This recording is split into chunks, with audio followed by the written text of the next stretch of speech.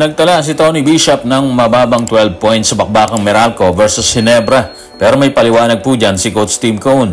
Si Scotty Thompson, meron din po siyang inamin sa kanyang pagbabalik. At si Coach Tim Cone again, nagpahiwatig kung paano nanalo ang Barangay Ginebra laban dito sa Meralco. Tutukan po natin yan, pero bago yan, hihingi po tayo ng isang subscription sa lahat ng dumadaan sa ating munting channel kung nagugustuhan nyo ang ating palabas. Kung medyo mabigat ng subscription, siguro kahit isang like at isang share na lang po yan. Okay na po ako dyan.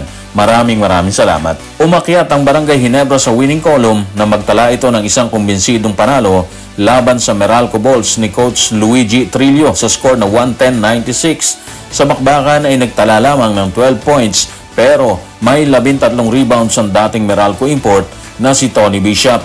Anong masasabi dito ni Coach Tim Cone? Ito po si Coach Tim sa report ni Champ De Lunas ng ABS-CBN News. Hindi na actually kailangan ni Tony na umiscore para manalo kami.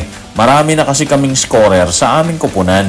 Actually maganda po yung naging sagot ni Coach Tim Cone kasi nito mga nagdang bakbakan po kung saan talong Barangay Ginebra. Sinasabi ng karamihan na dapat palitan na po si Bishop kasi hindi naman ganun ka-productive or hindi alam kung ano gagawin sa loob. Yun po yung sinasabi nila. Pero mula mismo kay Coach Tim Cone, hindi kailangan magtala ng ganong kalaking score si Tony Bishop dahil ayon po sa kanya, marami ng scorer sa kupunan.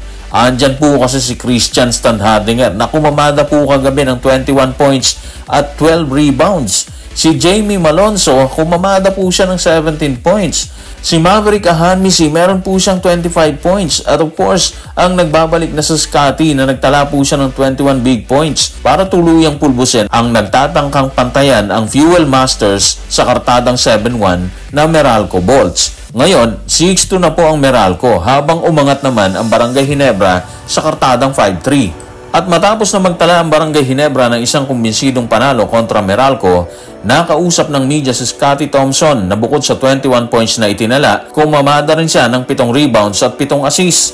Ano ang masasabi niya sa kanyang pagbabalik? Ito po si Scotty sa report ni Champ De Lunas ng ABS-CBN News. Masaya lang ako na nakabalik ako at nilalaro ang laro na gusto ko at tinutulungan ko ang kupunan. Alam niyo, ganito lang po yan kapag kasi gusto mo yung ginagawa mo, lalabas at lalabas ang galing mo dun sa larangan na yon. At yun ang nangyayari kay Scotty Thompson. Happy siya sa Ginebra at happy ang environment na ginagalawan niya. Kaya yung pagbabalik niya mula sa isang injury, naging maganda rin po yan. Lumabas ng maayos ang kanyang performance. Hindi biro ang 21 points, 7 rebounds, 7 assists para sa isang nagbabalik mula sa injury, di ba? So ang laki ng tulong na ibinigay ni Scotty, especially ngayon na down sila sa standing. Ngayon at least umakyat sila ng isang hagdan, di ba? Kung happy si Scotty sa kanyang pagbabalik sa kupunan ng Ginebra, hindi rin naiwasan ni Coach Tim Cone na magbigay ng kanyang pahayag sa naging performance ni Scotty Thompson. Ano ang kanyang pahayag tungkol dito? Tignan po natin si Coach Tim sa report ni Sir Ruben Terrado sa Spin. Na-challenge talaga mga players sa bakbakan. Binago kasi niya ang paraan ng paglalaro namin, dala ang kanyang hustle at desire sa opensa at depensa. Parang sa tema ng pananalita ni Coach Tim Cone, matindi naging impact ni Scotty Thompson sa kupunan. Dahilan para magtala po sila ng isang panalo versus Meralco kagabi, di ba? Ibig sabihin, isa si Scotty kung hindi man siya ang solidong dahilan, kaya sila nanalo. Tama lang po yun kasi kitang-kita naman ang nangyari sa kupunan sa kanyang pagkawala, di ba? At ngayon na nakabalik na po siya dyan, kita rin ng lahat kung ano ang kanyang role na nagbunga ng isang panalo. Ano pa ang masasabi ni Coach Tim sa naging performance ni Scotty Thompson kasama ang ilan pang players ng Ginebra para sa kanilang panalo? Ito po si Coach Tim sa report pa rin ni Sir Ruben Terrado sa Spin.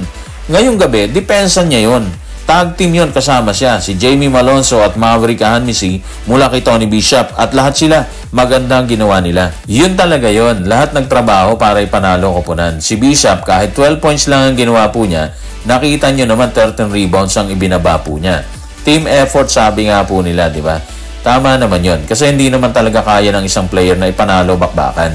Pero hindi talaga may kakaila na may mas lumutang na player at base kay Coach Tim Cone, iba rin ang naging depensa ni Scotty. Anyway, susunod naman nilang haharapin ng TNT sa December 25. Sa Pasko po yan na hanggang sa kasalukuyan, walang balita kung makakasama si RHJ. Bunga ng kanyang pagwagsak sa isang matinding bakbakan sa Santa Rosa, Laguna para sa EASL. So guys, maraming salamat.